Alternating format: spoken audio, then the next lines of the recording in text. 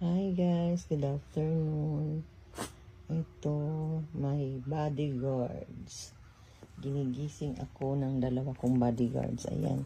Ayan, dinagana na ako. Gigisingin na nila talaga ako. Wala nang magawa. Kaya gising na lang si Inday. Kasi night shift ako ngayon. Para makakain at makaligo. Maaga siguro ako pupunta ngayon kasi maulan, oh. Maulan ang araw. Ayan, guys. Ay, sa biranda sa kwarto. Ayan, guys. Nasama pa ang panahon. Uulan pa ito. Ayan.